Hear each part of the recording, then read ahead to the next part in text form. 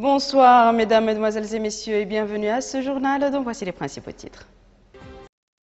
Le président de la République adresse un discours à la nation à l'occasion de la commémoration du 53e anniversaire de l'indépendance nationale.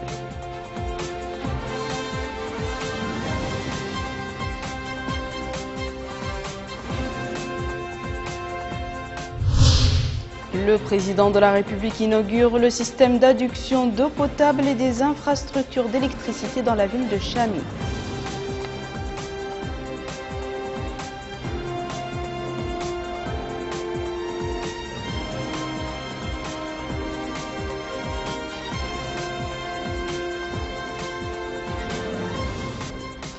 Les habitants de Chami réservent un accueil chaleureux au chef de l'État à l'occasion de sa visite dans leur ville.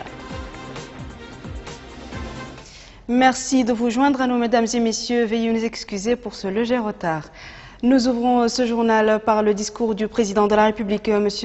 Mohamed Abdelaziz, adressé à la nation à l'occasion de la commémoration du 53e anniversaire de l'indépendance nationale. Dans ce discours, le chef de l'État a passé en revue l'action du gouvernement axée au cours de l'année écoulée sur l'amélioration des conditions de vie des citoyens, l'ancrage de la démocratie, la garantie de la sécurité et de la stabilité et le renforcement des infrastructures du pays. Voici l'intégralité de ce discours avec Chernol Chersadbo.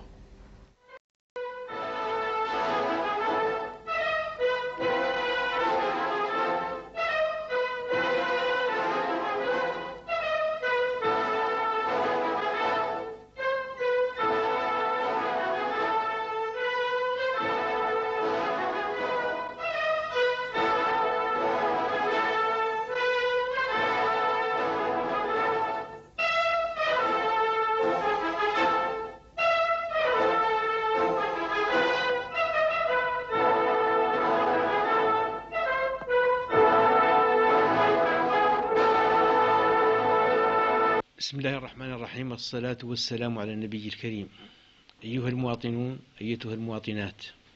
Citoyens, citoyennes, notre pays commémore demain la fête de notre indépendance nationale. En cette heureuse occasion, nous nous recueillons sur les âmes des illustres héros de la résistance qui ont payé de leur vie la liberté et la dignité dans lesquelles nous vivons aujourd'hui. Nous nous recueillons également sur celles des valeureux officiers, sous-officiers et soldats de nos forces armées et de sécurité qui ont sacrifié leur vie pour la défense de la liberté du pays, son indépendance et son intégrité territoriale. Nous saluons avec fierté les éléments de nos forces armées et de sécurité qui veillent à la défense de la patrie et à la sécurité des citoyens. Les leçons de leur sacrifice doivent nous inspirer et nous insuffler l'énergie dans l'œuvre constructive et nous servir à relever les défis du présent et à garantir un avenir radieux avec la grâce d'Allah.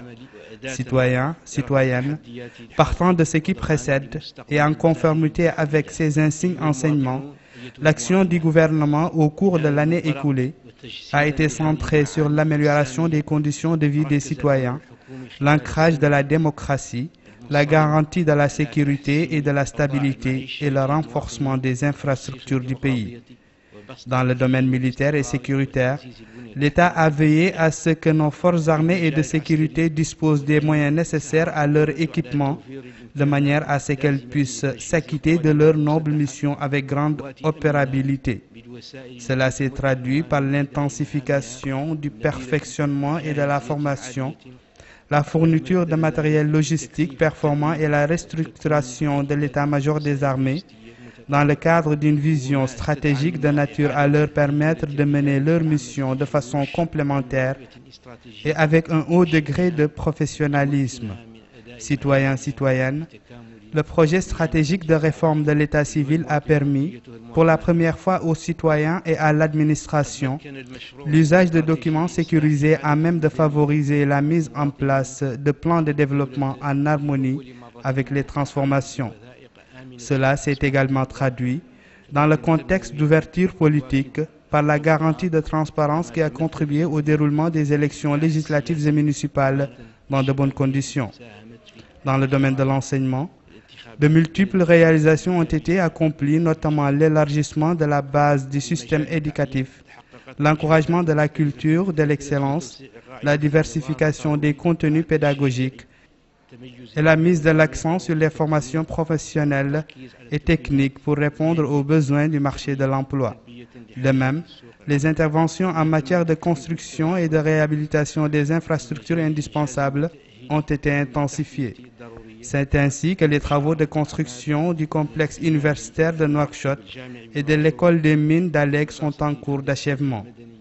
Dans le domaine des affaires islamiques, il a été procédé à la construction et à la réhabilitation de nombreuses mosquées et au recrutement de plusieurs centaines d'imams, ainsi que la création de la chaîne de télévision El Mahadra, en plus de la radio du Saint-Coran et de l'organisation de plusieurs forums pour promouvoir les valeurs de tolérance et de la modération que prône l'islam. En matière sociale, les pouvoirs publics ont fourni des efforts appréciables pour la consolidation de la justice sociale, la promotion des droits de l'homme et la garantie des libertés publiques. Des actions pour garantir une vie digne à tous les citoyens ont été engagées, particulièrement au profit des couches les plus déshéritées, à travers le programme EMEL et la viabilisation des quartiers précaires et leur dotation en services de base. S'agissant de l'emploi, les politiques mises en œuvre ont permis de faire reculer le chômage de façon remarquable. Dans le secteur de la santé, de nombreux hôpitaux modernes ont été construits ou réhabilités dans les capitales régionales, en plus des centres de santé à travers le pays et des locaux de l'école de santé publique à Nouakchott. Dans le domaine de la sécurité alimentaire, l'État a investi d'importantes ressources financières dans le secteur de l'agriculture irriguée et de l'agriculture pluviale. Des dizaines de milliers d'hectares dans les zones irriguées ont été cultivés et la culture sous pluie a été améliorée par l'introduction de la mécanisation. Par ailleurs, des centaines d'hectares ont été aménagés au profit des activités de maraîchage. Ces efforts ont permis de réaliser une autosuffisance en riz de 60% et en autres céréales de 37%, tout comme ils ont permis d'insérer de nombreux diplômés dans ces secteurs. En matière de développement des ressources animales, la couverture vaccinale des cheptels contre les maladies les plus répandues a été élargie et un ambitieux programme d'amélioration des espèces par voie d'insémination artificielle a été mis en œuvre.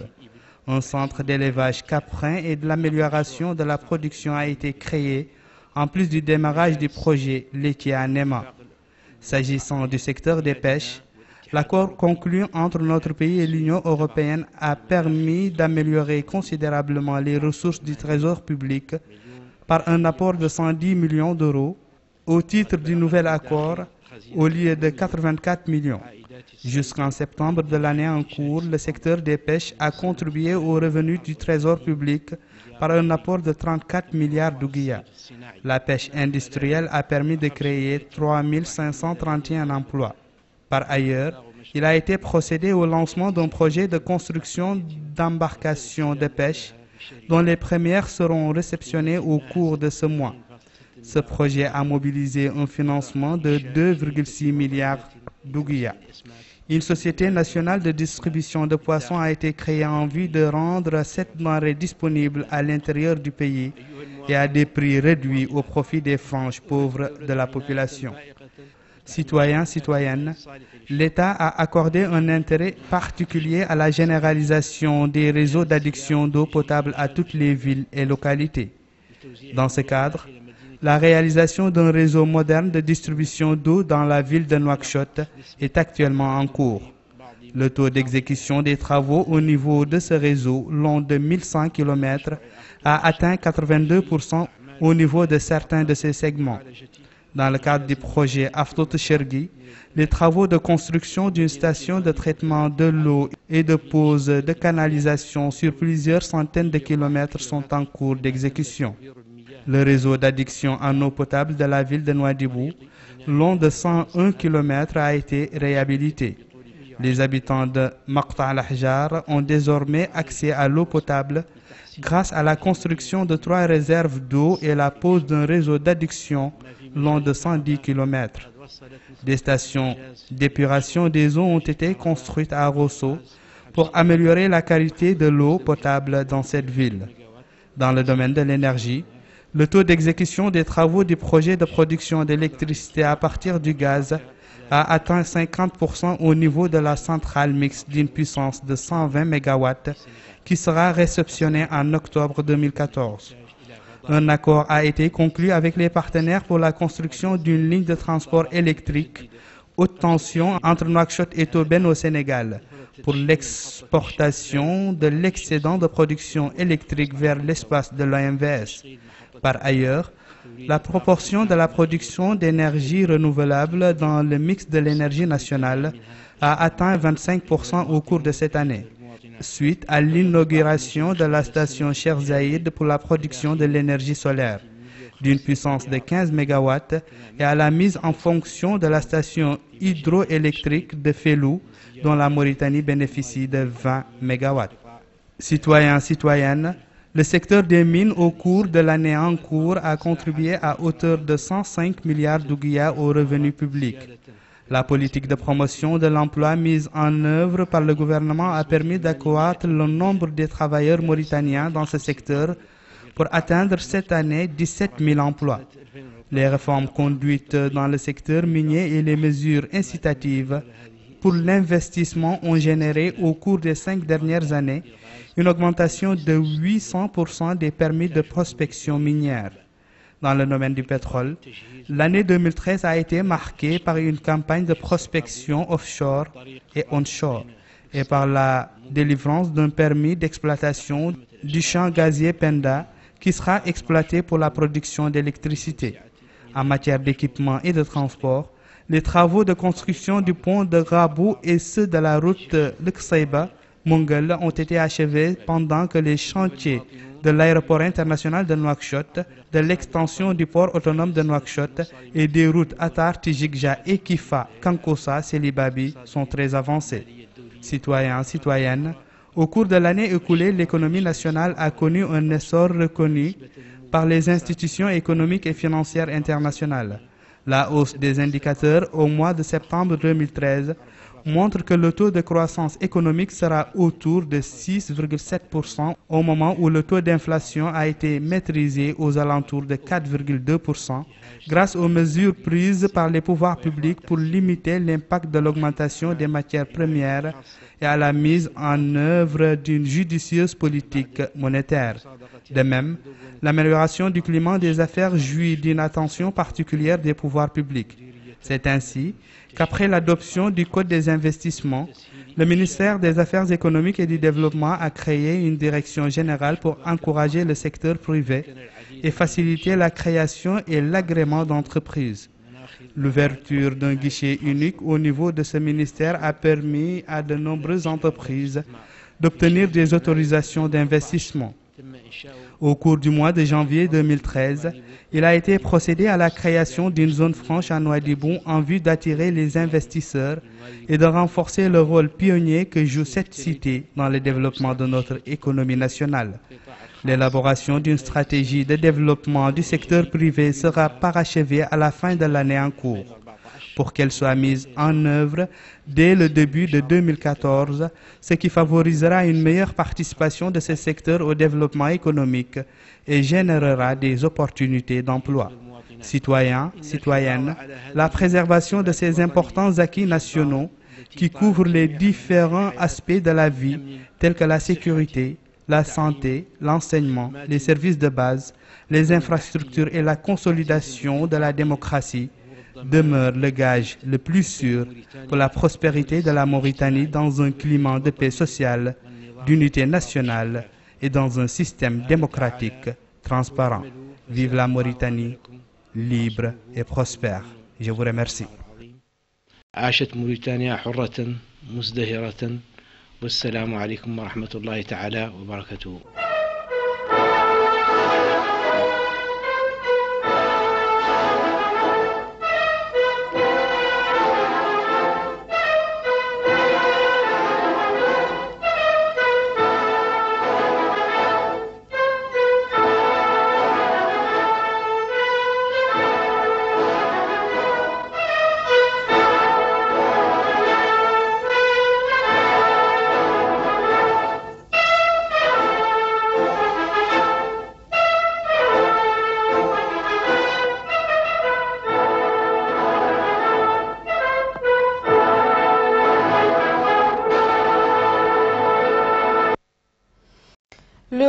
d'Espagne félicite le peuple mauritanien pour le bon déroulement du premier tour des élections législatives et municipales du 23 novembre écoulé.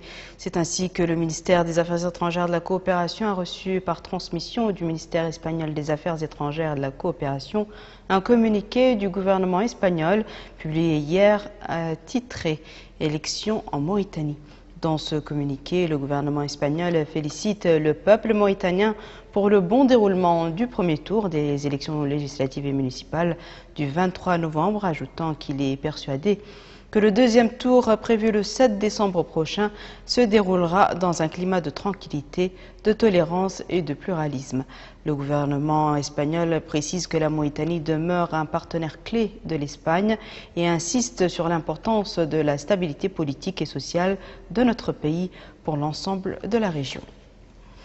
À l'occasion du 53e anniversaire de l'indépendance nationale, les personnalités ci-après désignées sont priées d'être en place au palais présidentiel le jeudi 28 novembre 2013 à 7h30 pour la cérémonie de levée des couleurs. Il s'agit de messieurs le président du Sénat, le président de l'Assemblée nationale, le chef de file de l'opposition démocratique, le ministre secrétaire général de la présidence de la République, les membres du gouvernement, le commissaire aux droits de l'homme, à l'action humanitaire et aux relations avec la société civile, le commissaire à la sécurité alimentaire, le directeur du cabinet du président de la République, le directeur du cabinet du Premier ministre, le président du Conseil constitutionnel, le président de la Cour suprême, le président du Haut Conseil islamique, le président de la Cour des comptes, le gouverneur de la Banque centrale de Mauritanie, le président de la Haute Cour de justice, le président du Conseil économique et social,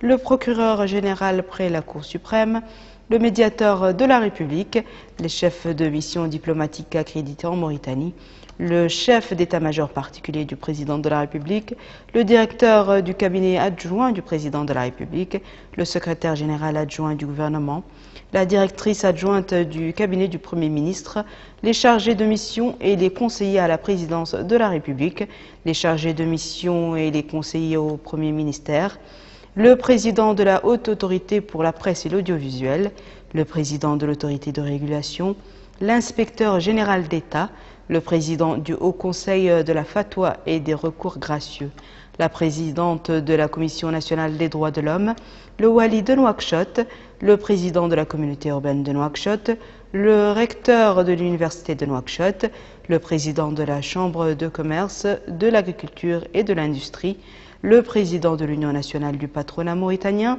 le président du Croissant Rouge mauritanien, le premier responsable de chaque parti politique reconnu, les secrétaires généraux des centrales syndicales, le bâtonnier de l'ordre des avocats, le président de l'Office des anciens combattants.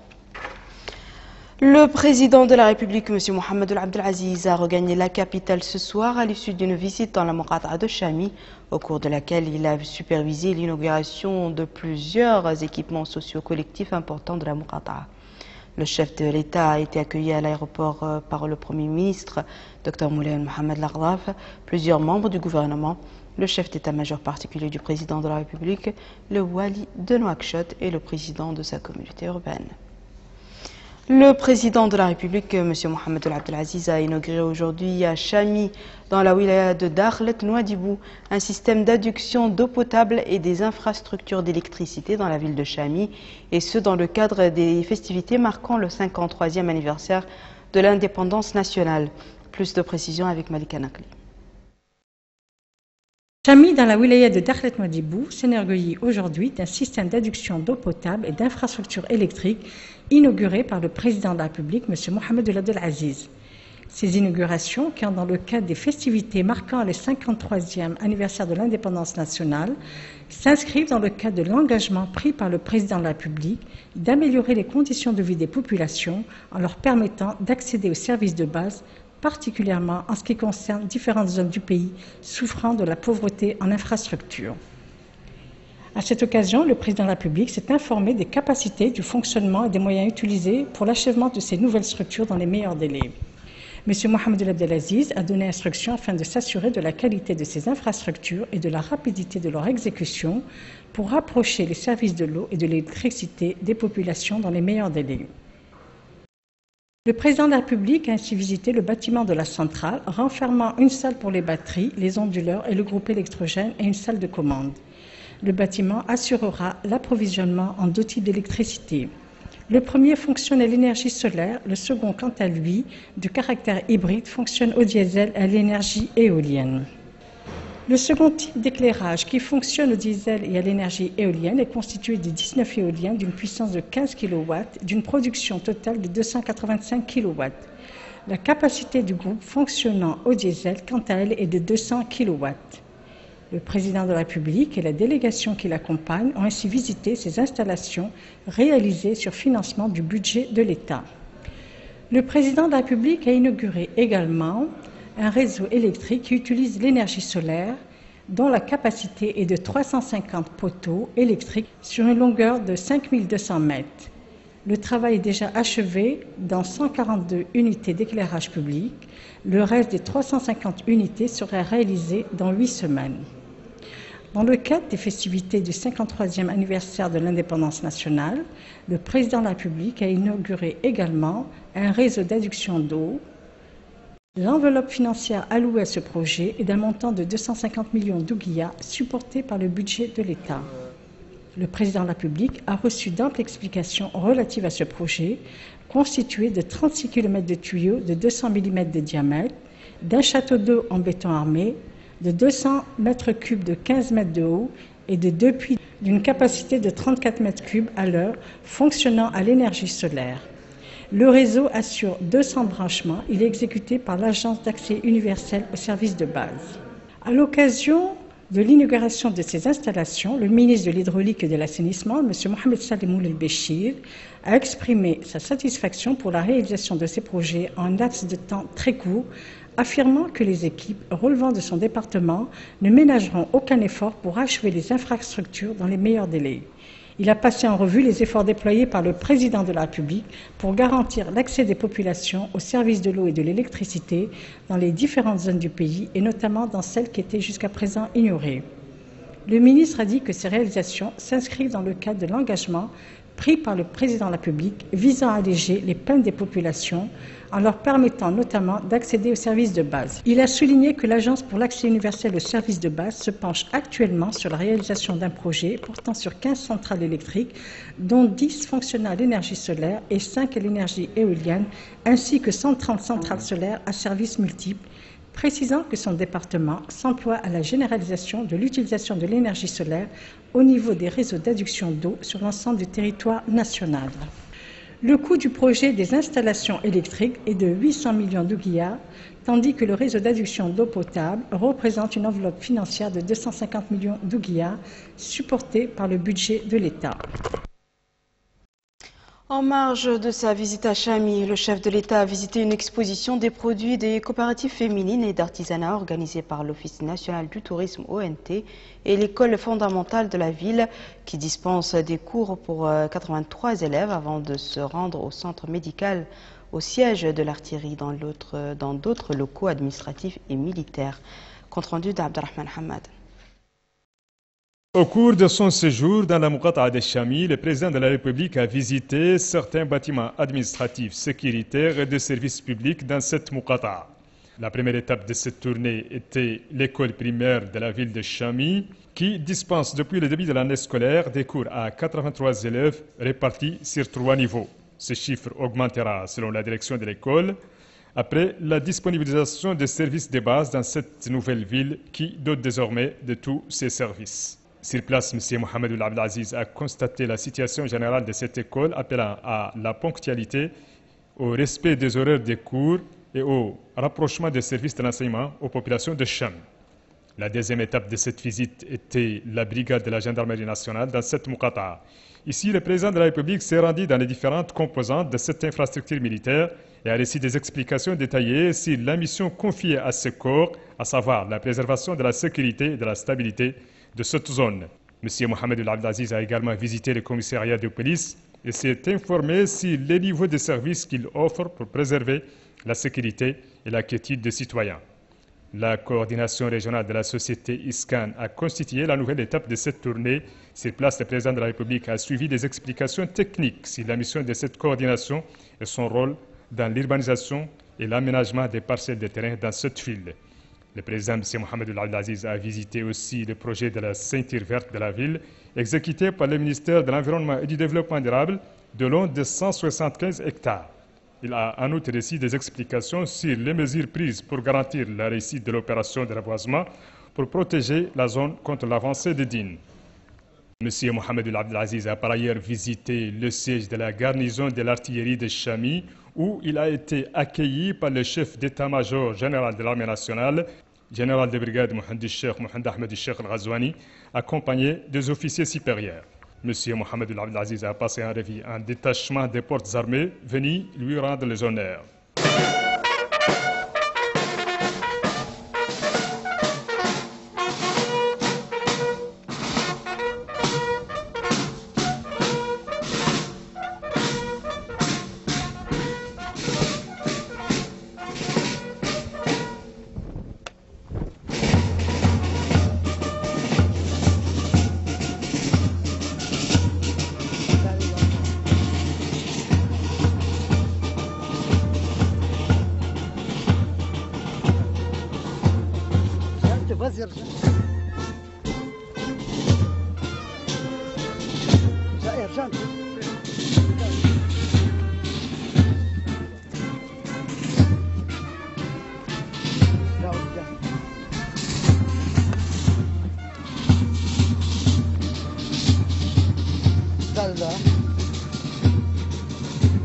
L'assistance a par la suite suivi un documentaire sur l'évolution que connaît la direction de l'artillerie au cours des 3 années dernières. Le président de la République a passé en revue les unités de l'artillerie nationale de Chami et la qualité des armes modernes dont elle dispose dans le cadre d'un programme global visant l'organisation et la militarisation de l'armée nationale pour qu'elle puisse s'acquitter de son devoir, à savoir la protection de la souveraineté nationale et des acquis de la nation. À son départ du siège de l'artillerie militaire de Chami, le président de la République a été salué par le chef d'état-major général des armées et des officiers supérieurs de cette direction.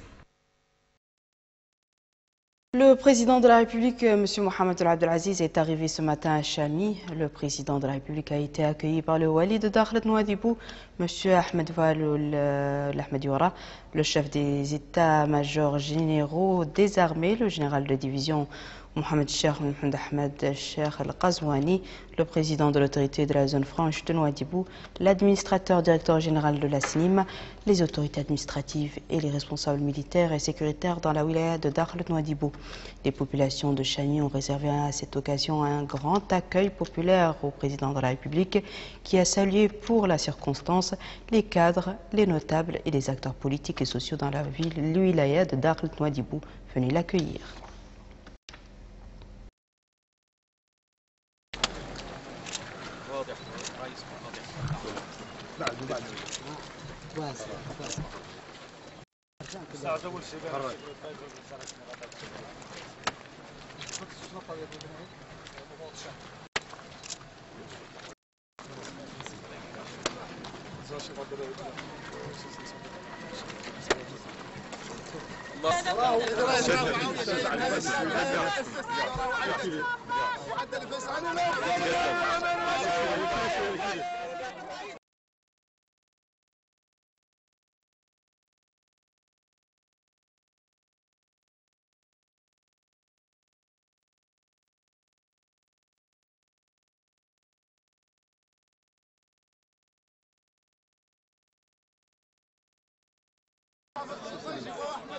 سيد الرئيس ايه ده؟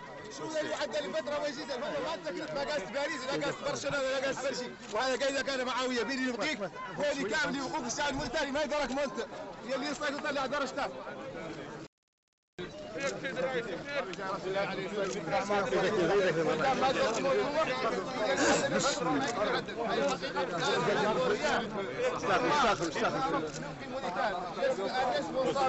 مقدر رئيس الجمهورية عبد العزيز رئيس الوزراء ورئيس المحرومين. حد شاف تشيلك يعرف عنك الشعب عنك شو باش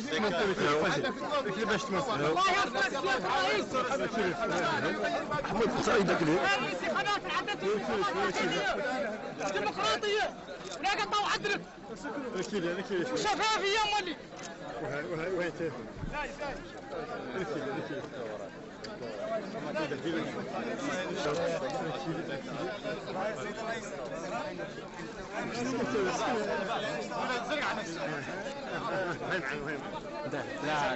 لا تعجبني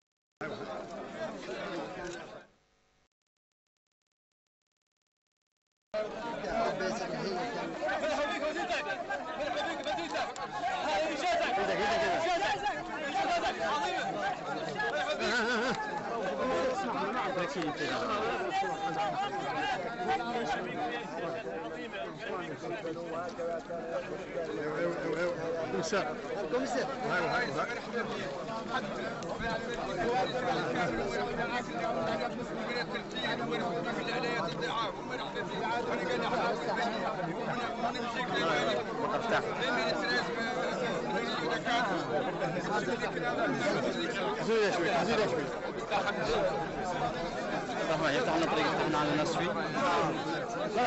عبد الرحمن سألك عن المصورين شوي. لا تفضل.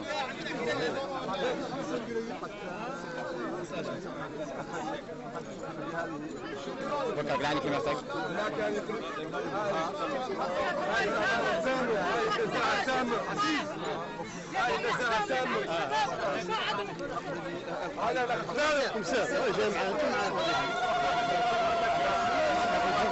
الشامي رئيس الجمهورية يواصل مصافحة المواطنين ويستمع أيضا إلى همومهم. ربما طال مدته هذه الزيارة مثل هذا الشيء.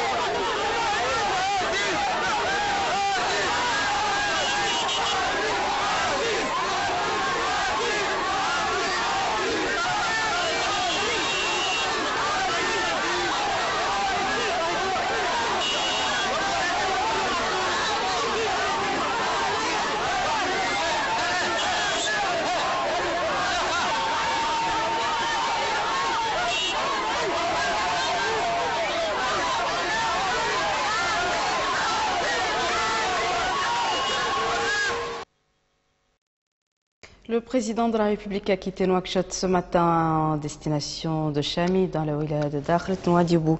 Le président de la République a été salué à son départ par le Premier ministre, Dr Moulay Mohamed Laghdaf, les membres du gouvernement, le Wali et le président de la communauté urbaine de Nouakchott. Dans le cadre des activités commémoratives du 53e anniversaire de l'indépendance nationale, le chef de l'État a assisté à l'atterrissage d'un avion de ligne type Boeing 737 de la compagnie Mauritania Airlines sur la nouvelle piste dont la construction est quasi terminée. Rabia Deda nous fait le point.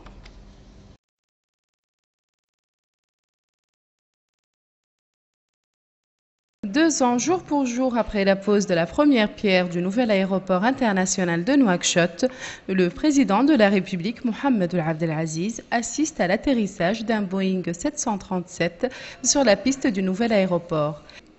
L'atterrissage s'est passé dans de bonnes conditions.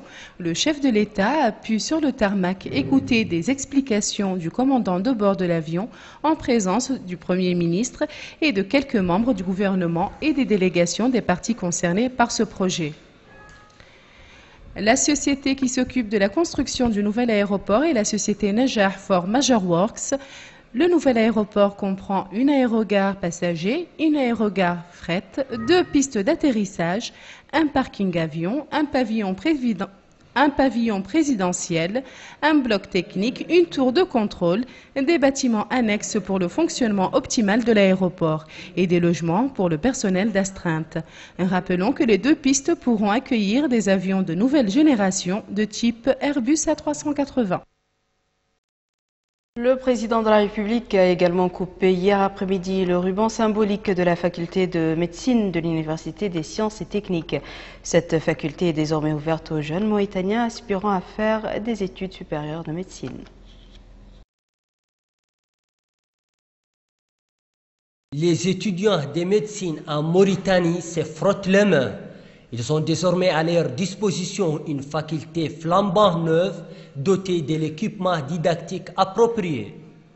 La nouvelle faculté de médecine, inaugurée hier par le président de la République, M. Mohamed Abdelaziz, annonçant du même coup son entrée en service, est un immense édifice académique et professionnel qui contribuera à relever le niveau de formation des étudiants et des cadres de la santé. C'est un projet financé par la République populaire de Chine, un financement de 12 millions de dollars. La superficie de cette faculté couvre environ 9000 mètres carrés. La faculté est une œuvre indispensable du point de vue de l'importance des disciplines et des spécialités dispensées. Les filles et les fils du pays peuvent dorénavant apprendre et pratiquer la médecine en pays dans des conditions favorables, sans être obligés d'aller étudier à l'étranger. D'un autre côté, l'inauguration de cette faculté est censée résoudre les déficits en médecins spécialistes dans nos hôpitaux, aussi bien ici à la capitale Nouakchott qu'à l'intérieur du pays. Ainsi, la nouvelle faculté de médecine de Nouakchott forme environ 50 spécialistes en cardiologie, chirurgie, pédiatrie, radiologie, gynécologie, anesthésie et réanimation. Outre son cursus normal, elle offre une formation de master en santé publique. L'effectif de ses élèves atteint 817 élèves qui sont répartis sur les différents cycles de formation et dont le taux des filles est de 37%. Pour garantir une bonne formation de ses étudiants, la faculté de médecine mobilise un corps professoral dont le nombre est de 97 enseignants, un corps réparti selon les disciplines, 32 pour la chirurgie et ses spécialités, 31 pour la médecine générale, 20 pour la maternité, 5 pour la santé publique, la recherche et l'épidémiologie, et 9 pour les sciences fondamentales. Cette pléiade d'enseignants est assez variée. Elle renferme 46 maîtres assistants, 32 professeurs agréés et 19 professeurs HU. Du côté des infrastructures, cette faculté possède 600 chaises d'études avec 2 amphithéâtres. La capacité d'accueil du premier amphi est de 400 places. Quant au deuxième, elle est de 250 places. Les élèves de médecine vont pratiquer cette science dans 8 laboratoires bien équipés. Des labos de microbiologie, d'immunologie, de biochimie, de pharmacologie, de biologie moléculaire, d'anatomie et d'hématologie. La construction de cette faculté fait partie d'une stratégie globale, une stratégie appliquée et suivie par le gouvernement et qui vise la promotion de l'éducation et de la santé en perfectionnant les infrastructures relatives à ces domaines. Par ailleurs, ce projet montre une nouvelle fois la solidité de la coopération existante entre Nouakchott et Pékin. Une coopération historique très diversifiée et qui touche tous les domaines du développement. Mais que pensent les premiers concernés par ce projet, à savoir les étudiants de médecine?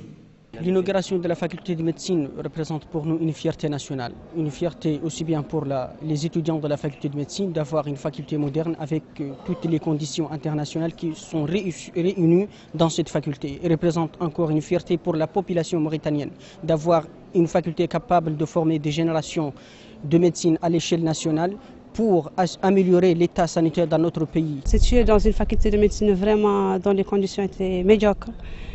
L'ancien institut à côté de l'hôpital. Dieu merci aujourd'hui, nous avons une très belle faculté, une grande faculté. On remercie toutes les personnes qui ont fourni leur effort pour l'ouverture de cette nouvelle faculté. En fait, l'achèvement de ce monument universitaire coïncide avec un rendez-vous assez cher pour les Mauritaniens. Il s'agit de la célébration du 53e anniversaire de la fête nationale. Après plusieurs décennies d'attente, la Mauritanie dispose désormais d'une grande faculté de médecine, grande et moderne comme celle-ci. C'est une réalisation qui doit donner un élan majeur à l'éducation sanitaire et à la recherche scientifique dans le pays. Mohamed Abdallahi Eb pour la télévision de Mauritanie, Nouakchott. Le ministère des Affaires étrangères de la coopération a rendu public un communiqué dans lequel le gouvernement de la République islamique de Mauritanie a accueilli avec une grande satisfaction la nouvelle sur l'accord auquel est parvenu le groupe des 5+1 le 24 novembre 2013 à Genève sur le dossier nucléaire de la République islamique d'Iran. Il félicite à cette occasion toutes les parties internationales qui ont contribué de près ou de loin à la conclusion de cet accord historique qui permettra sans nul doute de rendre la région exempte d'armes de destruction massive et qui encouragera la culture de la paix et de la sécurité internationale, réalisant ainsi la confiance, la quiétude et la stabilité internationale. Inauguration aujourd'hui à Nouakchott de nouveaux bâtiments à l'état-major de la gendarmerie nationale par le ministre de la Défense nationale, M. Ahmed Oueled Dayoul Mohamed Radi. 16 logements de gendarmes à l'état-major de la zone ouest et la rénovation de l'ancien quartier général dont une clinique était inaugurée à l'occasion des festivités commémoratives de l'indépendance nationale. Compte rendu de Mamadou Gueye. Bâtir une gendarmerie moderne, efficace et tournée vers l'avenir. C'est l'ambition qu'affiche désormais le commandement de la gendarmerie nationale avec la nouvelle dynamique de réorganisation structurelle, d'infrastructures socio-économiques, bref, du renforcement de ses capacités opérationnelles, du cadre de vie de son personnel. À cet effet, elle a procédé à l'inauguration de l'ancien poste de commandement qui comprend près de 64 pièces fonctionnelles destinées à la direction des ressources humaines. Le commandement de la zone ouest, avec le démarrage officiel de ses activités, qui couvre la wilaya de Nouakchott, la wilaya de Trarza et la wilaya de Dakhlet Nouadhibou.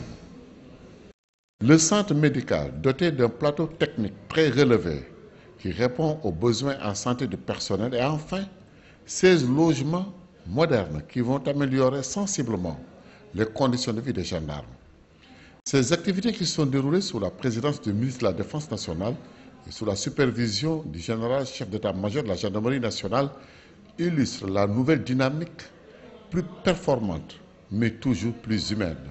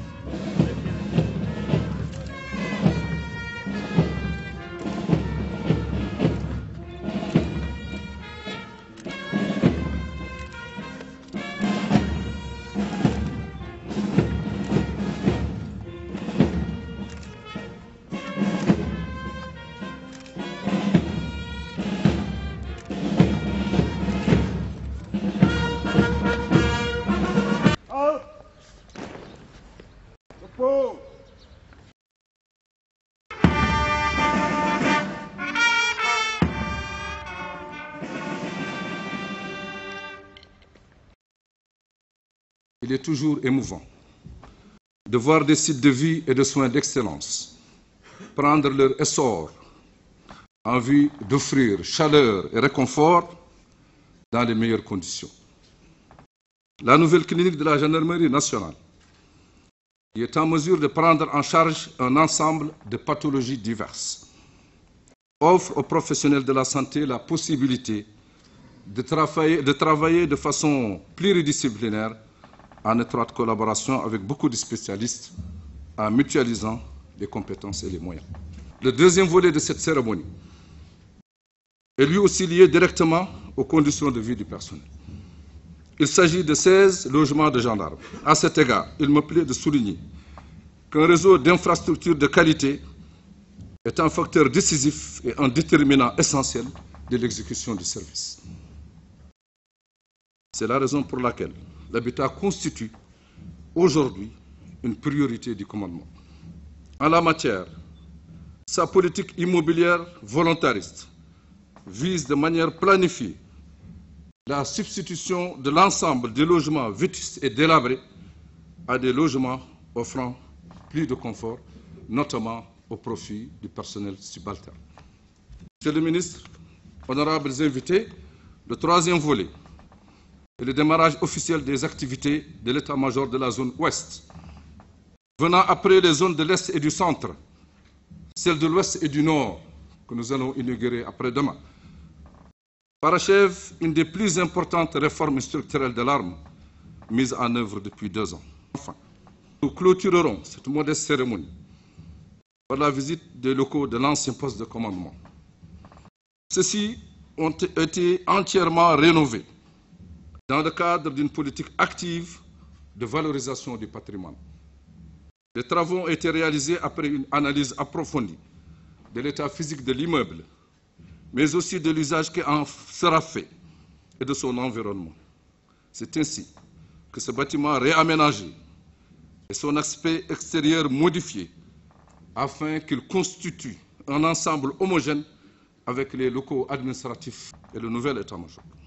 Monsieur le ministre, honorables invités, l'ensemble de ces réalisations infrastructurelles marque notre indéfectible volonté de bâtir une gendarmerie moderne, de bâtir une gendarmerie efficace et de bâtir une gendarmerie tournée vers l'avenir. C'est cette ambition pour la gendarmerie qui sous-tend la réorganisation de sa chaîne de commandement qui vient d'être finalisée. Ainsi, arme au service de l'ordre et de la loi, notre institution concentre l'ensemble de ses ressources sur les principaux enjeux sécuritaires. Il faut dire que le commandement a marqué d'une empreinte indélébile le fonctionnement de l'institution avec la restructuration entamée depuis 3 ans et qui ont vu la création de 4 zones de commandement, dont celui de la zone ouest qui vient d'être inaugurée. L'ensemble des responsabilités opérationnelles, administratives et de gestion, d'évolution et de contrôle sont désormais exercées au niveau de la zone. Pour le lieutenant-colonel Dey Oulbamba, commandant de la zone ouest. Cela permettra à la gendarmerie nationale de s'organiser pour mieux remplir sa mission de défense, de paix et de sécurité du pays. Ces réalisations rentrent également dans le cadre d'un vaste programme de modernisation de la gendarmerie qui se restructure, qui s'agrandit, qui s'organise, mais aussi et surtout qui s'équipe. Le ministre de la Défense nationale, M. Ahmed Ould Dayoul Mohamed Radi, a supervisé hier après-midi les différentes composantes de l'école supérieure polytechnique, notamment des complexes scientifiques et techniques, un dortoir et un réfectoire. Au cours de la cérémonie, le ministre et sa délégation ont effectué une tournée dans les pavillons et suivi des explications sur la mission et le fonctionnement de l'établissement. Compte rendu de Mariam Telbou. Ces inaugurations s'inscrivent dans le cadre des festivités commémoratives du 53e anniversaire de l'indépendance nationale.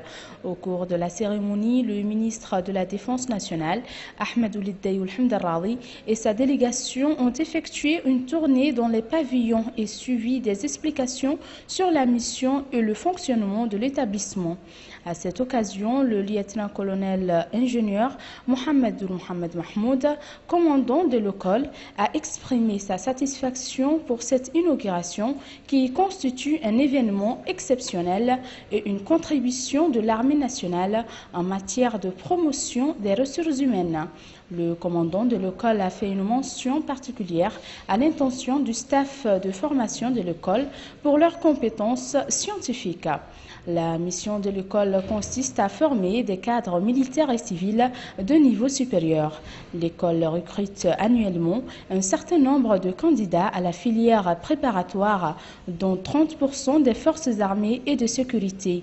Le reste est réparti entre les secteurs publics et privés. Elle accueille également des étudiants des 2 sexes titulaires du baccalauréat série mathématiques, à condition que leur âge ne dépasse pas 22 ans au 31 décembre de l'année d'inscription. La spécialisation de l'école touche 3 domaines, l'ingénierie, l'informatique, l'ingénierie mécanique et l'ingénierie électrique. L'école dispense une formation supérieure d'ingénieurs d'État et de chercheurs tout en assurant à ses étudiants une formation militaire de base. À noter que l'école supérieure polytechnique met également à la disposition des forces armées et de sécurité ainsi que des promoteurs économiques nationaux les recherches et études scientifiques liées à leurs activités. Les ministres de l'Habitat, de l'Urbanisme et de l'Aménagement du Territoire et de la Santé, respectivement M. Baya Bokar et M. Ahmed Ould Haddamir Jelvoun, ont supervisé hier la cérémonie d'inauguration d'un centre de santé catégorie A dans la Mourada de Sabra.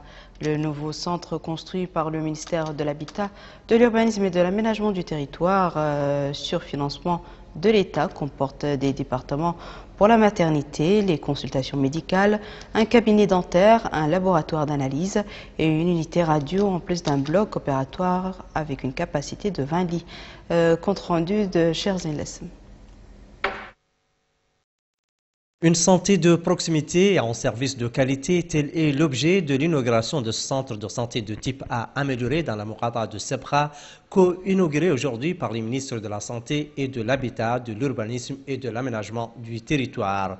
Cette structure dispose de tous les services d'un hôpital allant du bloc opératoire au laboratoire en passant par les services de stomatologie et autres radiographies. Elle concrétise l'intérêt accordé par les autorités publiques à l'amélioration du cadre de santé de la population. Nous sommes là en présence d'une parfaite illustration de l'expression connue de tous les Mauritaniens, le président des pauvres, son Excellence Mohamed Ould Abdelaziz. On est parti d'un petit dispensaire de commodité pour passer à un petit hôpital. Dans le jargon technique, ça s'appelle un centre de santé de type A amélioré. Avec toutes les structures hospitalières pour offrir dans ce quartier, pas forcément favorisé, tous les services disponibles dans un hôpital moderne. C'est un investissement de près de 170 millions de guillas qui a été réalisé dans les meilleurs délais. Ce centre a été réceptionné, mais comme vous le savez, dorénavant sur instruction de son Excellence le Président de la République, le gouvernement de son Excellence le Premier ministre, le Dr Moulay Mohamed Laghdaf, on n'épargne aucun détail. Ça veut dire que tous les critères de qualité sont revus. Sur place, la délégation ministérielle a suivi des explications détaillées sur cette structure de santé dont l'inauguration s'inscrit dans le cadre de la commémoration du 53e anniversaire de l'indépendance nationale. Les locaux du Centre de formation pour la promotion féminine ont abrité mercredi les travaux d'un atelier de formation organisé au profit de 40 professeurs formateurs du Centre de formation de la promotion féminine et de ses annexes dans la capitale. L'atelier de 5 jours vise à l'amélioration des capacités des staffs d'enseignement dans le domaine de la conduite des enseignants, de nature à renforcer l'unité entre les segments de l'action pédagogique. Récit de Salem Mejboursel. Les participants suivront 5 jours de rang différents modules sur les techniques d'enseignement, les suivis et l'évaluation pédagogique. Le ministère des Affaires sociales de l'enfance et de la famille et ses partenaires travaillent à la généralisation des techniques d'enseignement modernes pour relever les défis de la qualité par un meilleur développement des ressources humaines. Cela fait partie des options du gouvernement mauritanien sur instruction du président de la République, M. Mohamed Ould Abdelaziz. Des options mises en exergue par la ministre des Affaires sociales, de l'enfance et de la famille à la cérémonie d'ouverture de la rencontre. Madame Aïcheval Michel Vergès dira que son département fait de la formation un des axes majeurs de sa stratégie, d'où l'intérêt que revêt cette session de formation. Au nombre des objectifs de cette stratégie du ministère des Affaires sociales, de l'enfance et de la famille, l'amélioration du niveau de motivation pédagogique en vue de réduire les déperditions et les décrochages scolaires des jeunes filles. Il est également question de la compétence des formateurs dans le domaine lié à la psychologie des étudiants ou encore un code déontologique des formateurs. La ministre des Affaires sociales, de l'enfance et de la famille devait par ailleurs inaugurer une nouvelle salle de cours en bureautique au sein de l'établissement. 30 jeunes filles seront formées tous les 2 ans et sortiront avec un diplôme de brevet technique. C'est une nouvelle filière qui enrichira le programme pédagogique du Centre de formation professionnelle féminin à Nouakchott. En visitant les équipements nouvellement acquis, la ministre a eu des explications précises sur la nature de ces outils pédagogiques et le résultat attendu. Nouakchott a abrité aujourd'hui les travaux de l'atelier organisé par le Programme national de lutte contre le paludisme relevant du ministère de la Santé en collaboration avec l'Organisation mondiale de la santé OMS sur la revue à mi-parcours du plan stratégique de lutte contre le paludisme. L'atelier vise à faire des échanges et des débats sur les résultats préliminaires de la revue à mi-parcours du plan stratégique de lutte contre le paludisme de 2011 à 2015. Retour à Salem pour Salem. Les pouvoirs publics réactualisent la dynamique de lutte contre le paludisme. C'est dans ce cadre que s'insère l'organisation de cette revue mi-parcours des plans stratégiques de lutte contre le paludisme. Le paludisme qui constitue un réel problème de santé. Dr Mohamed Lemine Oulkhairi, coordinateur du programme national de lutte contre le paludisme. Cet atelier de validation de la revue à mi-parcours a pour objectif de partager et discuter avec les participants les résultats préliminaires de cette revue de performance. Avoir aussi comme deuxième objectif, avoir le consensus sur les résultats préliminaires. Ainsi, définir les prochaines étapes du processus. Le gouvernement mauritanien mesure l'ampleur de la maladie et ne fait pas l'économie de ses efforts pour freiner son évolution. Dr El-Haj Oul Idjidbi, conseiller technique au ministère de la Santé. Le paludisme au niveau de notre pays, c'est une maladie d'une grande endémicité au niveau de notre pays et c'est un problème de santé publique. Et je sais également que dans quelques régions, le paludisme est l'une des pathologies les plus fréquentes, si je peux dire que le premier motif de consultation au niveau de notre pays, surtout dans les régions du Sud. À la dynamique nationale anti-paludisme, le ministère de la Santé est soutenu par l'OMS, l'Organisation mondiale de la santé, dont le représentant a souligné l'importance de cette croisade contre le paludisme, mais également par la cellule sectorielle de coordination pour l'accélération de l'atteinte des objectifs du millénaire pour le développement. Professeur Bal Aïssata, coordinatrice. Je pense qu'il n'est pas trop de rappeler qu'il y a un fort engagement politique par rapport à l'atteinte de l'accélération des OMD. Il y a la création de la cellule, il y a des financements qui ont été mis pour appuyer. Les ressources humaines aussi doivent suivre. Donc là, la cellule appuie fortement le programme PALU en mettant à sa disposition des tests de diagnostic rapide, des moustiquaires, en renforçant la compétence des prestataires et aussi en appuyant sur l'étude par rapport aux zones de forte endémicité. Comme vous le savez, pour prévenir, pour atteindre l'OMD6, il faut éliminer le palu. Le palu, soit on le prévient en utilisant les moustiquaires imprégnés, c'est ce qu'on a fait, on a appuyé l'élargissement de l'utilisation des moustiquaires imprégnés, soit il faut le traiter, et bien il faut le diagnostiquer pour le traiter. Pour la première fois, au niveau du ministère de la Santé, par l'appui de l'initiative présidentielle, on a pu acheter 190 000 tests de diagnostic rapide. Cette nouvelle rencontre illustre la détermination de la Mauritanie à réduire la progression du paludisme. Le pays enregistre annuellement 200 000 nouveaux cas. Nous clôturons ce journal par cette conférence de presse de la coordination de l'opposition démocratique CODE qui a organisé aujourd'hui au siège du Parti de l'alternance démocratique à Nouakchott, au cours duquel il a exposé son point de vue à propos des derniers développements politiques survenus dans le pays. Prenant la parole à cette occasion, Mohamed El Mouloud, président de l'Union des forces du progrès, a au nom de la CODE critiqué le travail de la Commission nationale électorale indépendante, minimisant le rôle de l'Observatoire national des élections. Il a ajouté que la formation de l'ONE est venue tardivement, ajoutant que les élections s'achèveront avant qu'il ne soit en mesure d'exercer ses missions.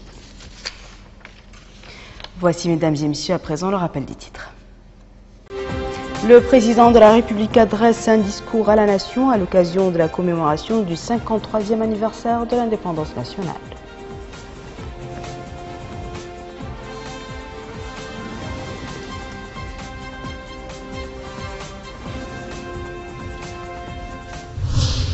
Le président de la République inaugure le système d'adduction d'eau potable et des infrastructures d'électricité dans la ville de Chamy.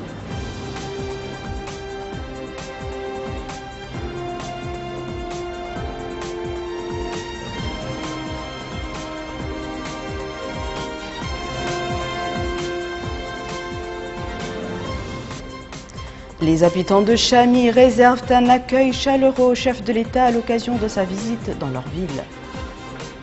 C'est la fin de ce journal, mesdames et messieurs. Merci à vous de nous avoir suivis. Merci de votre fidélité. Le journal vous sera présenté demain par Cher Saadbou. Quant à moi, je vous retrouve lundi à la même heure. Inch'Allah. Au revoir.